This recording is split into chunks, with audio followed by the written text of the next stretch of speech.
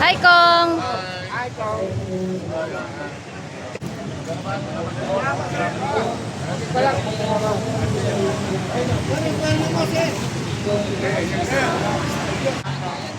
Ay, naka-play.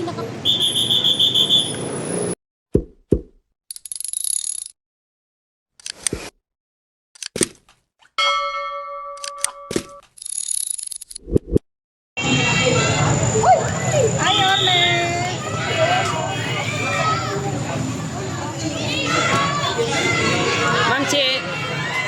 Ma'am Chi, thank you. Thank you po. Kami po. Ma'am! Asawa ko po yan.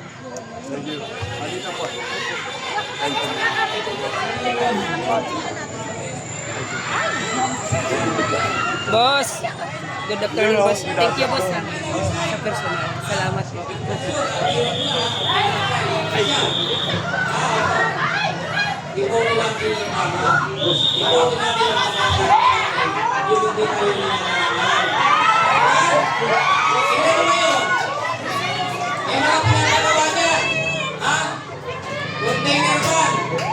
Hindi lang tayo parang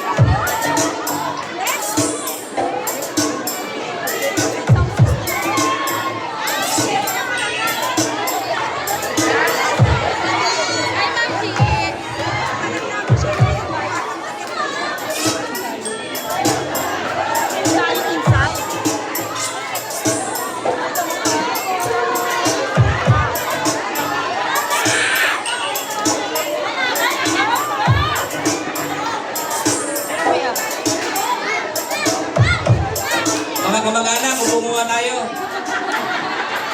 Yung mga kamag-anak ko, upo tayo, mga kamag-anak.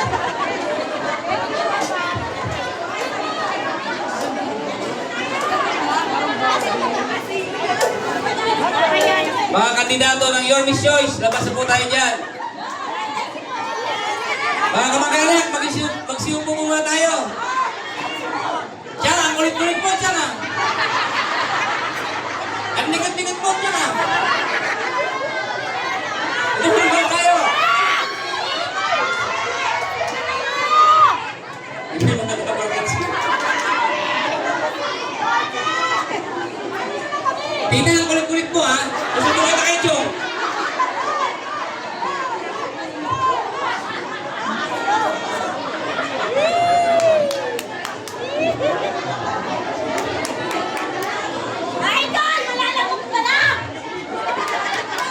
Yung mga pinsan ko po, mag-iupo po muna kayo, mga pinsan. Diyan ikaw, susumbong kita kay Jong. Kulit-kulit mo ka. Ang likod-likod ng Diyan ko.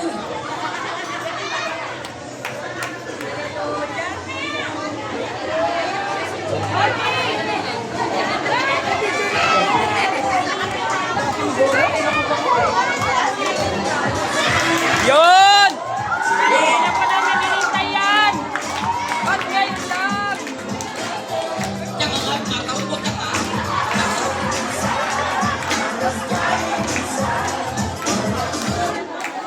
Okay, mga kamag-anak, kumuha tayo.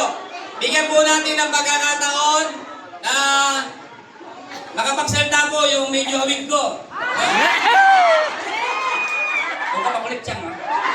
Okay, pinakikilala po sa inyo para magbigay ng kanyang mensahe ang ating magbabalik na Yorme Isko! Moreno! Kumakoso! Pwede marisuno yung sa likod para makita ko. I love you, Magaganda yung nasa Kodli.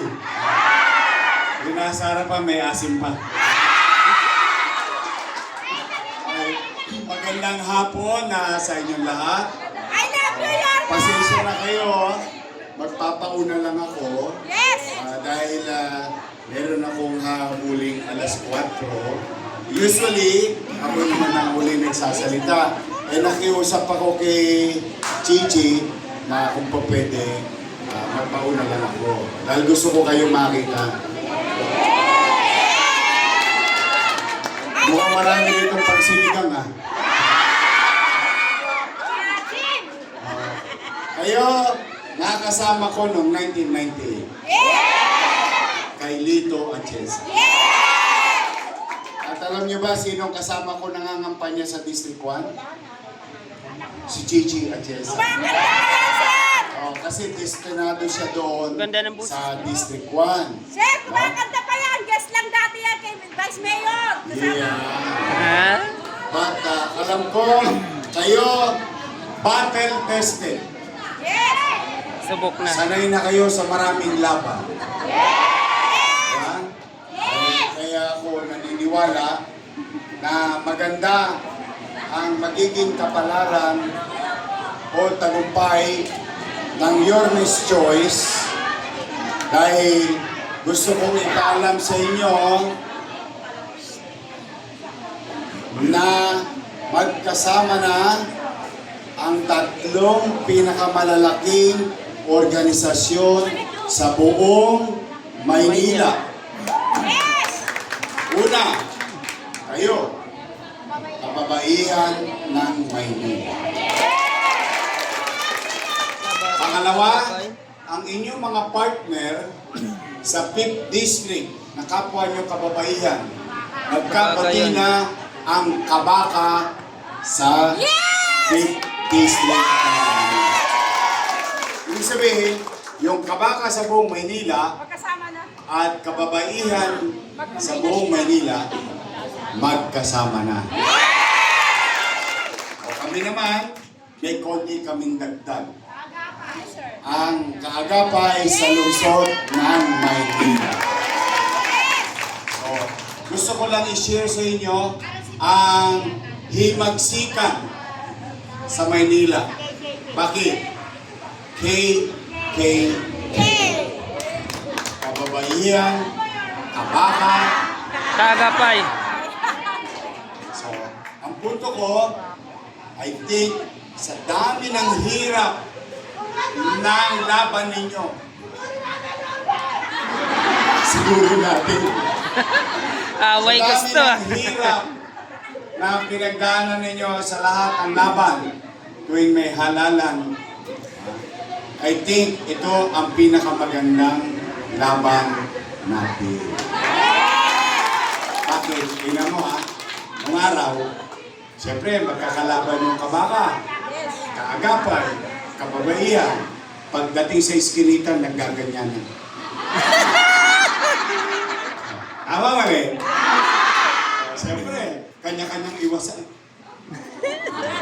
Ganun ang nangyari. Pero ngayon, pag nakita mo yung kaagapay, uy, mare.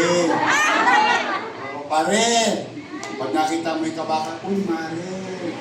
Uy, pare. So the point is, malaking bagay na nagkabati-bati, nagkasama-sama, tungo kanino? Sa lungsod ng Maynila at mamamayan dito.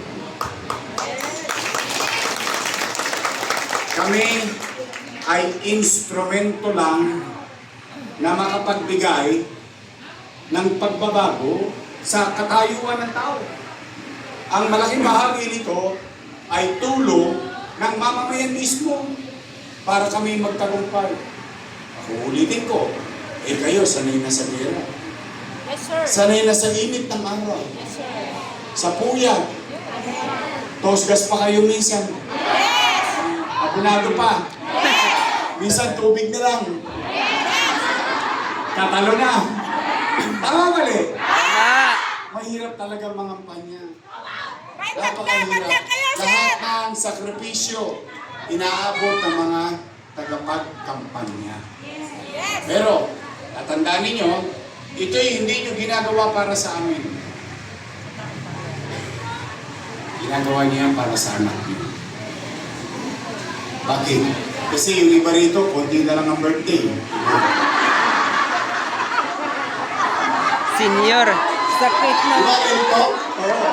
Ang ibig ko sabihin, sa ayaw at sa gusto natin, magpapantay ang paa natin. Una-una lang yan. Ang isa puso ninyo, ang isa isip ninyo, anong uri kaya ng gobyerno iiwan ko ang aking mahal sa buhay? So yun ang tinatayan nyo. Yung mga konting na pamantika ng labi, baliwala yun. Pansamantala lang yun. Ang ipinaglalaban nyo dito, kinabukasan ng ating pamilya, pamilya ng ating kaanak, pamilya ng ating mga kumpare, pamayanan at buhay-buhay ng mamamayan ng lungsod. Yan ang huwag mawaglit sa isipan ninyo habang kayo'y nasa gitna ng init ng araw. Ano naman, dahil mainit ang panahon, tingnan po ninyo, umiinit na rin ang Kampanya. politika. Napansin ninyo, dati isa lang ang naninira sa akin. Ngayon, dalawa na. Kalimat ka na. Dati ako agahan, tanghalian, hapunan. Ngayon, pati pulutan sa inuman, ako na. Pero ako, ito masasabi ko sa inyo. Huwag kayong papatol. Huwag kayong makikipag-away. Bakit? Pag nakipag-away ba kayo, kapakinabangan yun? Kapakinabangan lang ng politiko yun. Tama mali? Eh bakit nyo paliliitin ng mundo nyo? Dahil inaaway nyo yung isang tao? Hindi. Huwag kayong sasali sa mga panira. Huwag ninyong gagawin yan. Ang payo ko, katulad ng payo ko sa kaagapay, magpakababang loob kayo. But you have to be firm. Habang mababa ang loob natin, ang importante, matigas naman ang kalooban natin na ipaglaban yung ating paniwala na ang ating kandidato ay may resibo, Tama. may pruweba, Yes. may nagawa. Kaya sa dami ng nangyari at nagawa, kulang na yung oras ninyo para ipahatid yun sa inyong anak, sa inyong kamag-anak, sa inyong kapitbahay. Kasi ang gusto ng kabila, sagutin nyo na sagutin yung panira. Pero wala pa silang naikwentong gagawin. Pero yung makapanira sila ng kapwa, okay na sa kanila. Huwag niyong gagawin yun. Magpakababang loob kayo, pahabain ninyo ang kamay ninyo, umakap kayo ng umakap ng tao. Umayo kayo at magparami. Yes. Dahil nanunuyo kayo. Meron bang nanunuyo, sinisiraan mo yung kandidato? Meron bang nanunuyo, sinisiraan mo kalaban mo? dapat suyuin mo at ipakita mo na itong kandidato mo ay karapat-dapat. Tama o ba? Yung ba ang gagawin natin? Yes! Magpakapapang loob, huwag manira, hindi kailangan makipag-away. At the end of the day, matatapos ang halalan 67 days from now. Yes. Lapit na. Malapit na. Konti na lang. Huwag ka na, sir! Huwag ka na! Huwag ka na! Babalik na ba tayo? Talaga? Maglalaban! Lalaban Isa lang ang pakiusap ko, kung po pwede, huwag na kayo maghalo ng iba. Yes, sir! Straight! Diretso na natin. Yes! Your next choice. Yes! Total, hindi naman nila pwedeng itanggi ng kabila. Basta tayo, tinulungan natin sila para magtagumpay sila sa kanilang political career. Ngayon, kung tayo nakatulong at hindi tayo nilingon dahil tumigas na ang leg nila, wala naman tayo magagawa. Basta tayo nakatulong. And we move on with our lives. Tama? Para syota lang yan eh. Hiniwalayan ka, o hanap ko ulit ang bagong boyfriend. Tama ba? Kita nyo nga ngayon, may mga asawa na kayo. Di ba? Ang point ko is, we have to move on. So, kung tayo nakatulong sa kanila, tayo naglagay sa kanila sa pwesto, magsama-sama rin tayo, tayo rin mag-aalis sa kanila sa pwesto. Tama? May sense? Yes! Because I believe, naniniwala ako sa kakayanan ninyo. Naniniwala ako na kaya niyong gawin. Nagawa na dati, kaya nating gawin. Ulit. Okay? Yes, sir! Particular na, yung ating congressman. Yes, sir! Yes! Fernando! Lopez! Lopez! Total, nakatulong naman ako sa dati. Kung nakaupo, hindi naman pwede kubli yun. Okay na ako, masaya na ako. Naging bahagi ako ng tagumpay niya. Nandiyan na yan, we move on. O sino ang kandidato natin ngayon? Carlo Lopez. Tama? Yun yun. O uwi na. Yun lang. Simple lang. Kasi ayaw ko kayong magkaroon ng kaaway. Ayaw ko kayong magkaroon ng kagalit dahil lang sa mga katulad namin politiko. Because minsan-minsan lang namin kayo makikita. Ang iniwan pa namin sa inyo, pait. Ang iniwan pa namin sa inyo, bitterness. No? Maging masaya tayo. Ipapasalamat natin sa Diyos. Sabi, kalahin ninyo, nabuhay tayo. Nung pandemya, lahat tayo kinakabahan. Pati sa loob ng bahay, kinakabahan tayo. May umaaching lang, haching, ay may COVID, may COVID. Tamang hinala tayo. Tama ba? Pero, at least, kayo kayo na mga nangabuhay dito. Tayo, buhay tayo lahat. Ibig sabihin, tayo na lang ang testigo ng pandemya. Dahil yung iba, sumakabilang buhay talaga. Talagang, ibaga tayo na lang, nandito, testigo. Tayo, testigo. Kaya nating sabihin, kanino man, sa mga mahal natin sa buhay, nung pandemya, walang nagutom sa lungsod ng walong buwan. Nung pandemya, natatakot ang nanay, natatakot ang tatay. Paano ang pag-aaral ng kanyang anak? Ano nangyari? Sa Maynila, may tablet ang estudyante. Sa Maynila, hindi lang may tablet ang estudyante, libre pa internet. Tama mali? Tosgas ang gobyerno ng Maynila. Libre ang magulang. Tama mali? Ang teacher may laptop. At hindi lang siya may laptop, may internet din siyang sagot ng lungsod ng Maynila. Tama mali? So, madalit salita, suma total, naitawid natin ang pag-aaral ng ating apo, ng ating anak noong pandemya. Tama? Yan lamang, iilang bagay ang naganap. Kung paano itinawid ng pamahalaang lungsod under my watch ang 2 milyong Manileño noong panahon ng pandemya. Ngayon, maraming magbida-bida. Akap dito, AX doon, bigas dito, bigas doon, dilata rito, dilata roon.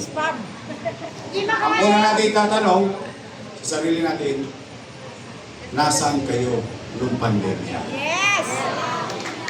Si Mayor! Pangalawa natin tatanong, ay, Hindi uuwi. Yorme, pwede ko bang tanggapin? Sagot ni Yorme, kunin nyo, sayang din yun. May sasain nyo rin yung 5 kilong bigas. Tama ba? May isang pulit pa. Diba? May bigas ka na, may ulam ka ba? Pag pumunta ka naman doon sa kabila, may dilata pa. Tama mali? Kunin nyo. Awi siya. Ang isa natin kasama, Robbie Ong. So, kompleto na. Kompleto na. Kompleto na. Kompleto na eh. O, parang sinasabi mo ganyan. Ano yan?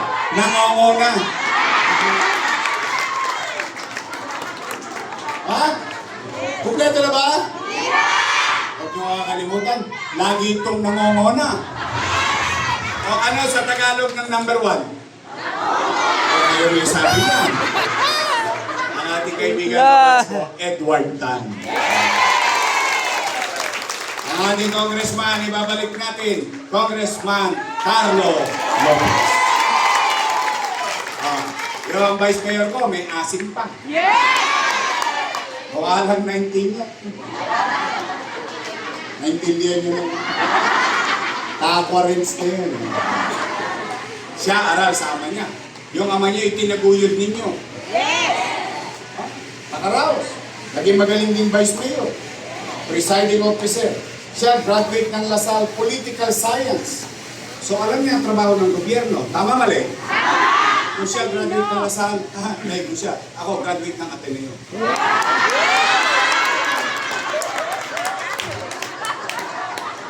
Parang ayaw yung paniwala. Ateneo di Tondo. Tondo High School. Ang ating Vice Mayor, Chi Atienza. Completos Ricardos. Wala nang itatapon. Bechin na lang. Sino Bechin? Kayo. Kasi kayo ang magpapasarap ng laban. Okay? Mabuhay ang kababaihan ng Maynila. Kaya nyo ba? Babalik na ba tayo? Samahan nyo kami ni Chi Atienza. Ito ang iuwi nyo ngayon. Ibabalik ko ang kalinisan ng lungsod ng Maynila. Kakalawikin ko ulit ang mga tolongges na nang i-snatch, nang hold up, Solvent Boy, lahat ng mga krimen na nagaganap sa Maynila, ibabalik ko sa inyo ang kapanatagan muli ng pamumuhay sa Maynila. Ibabalik ko ang gamot sa health center at hospital. Abay ka na insure.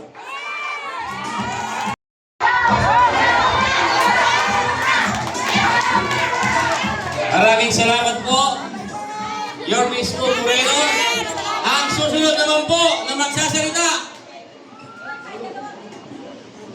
Ang susunod na magsasalita po ay ang Alden Richard ng District 2.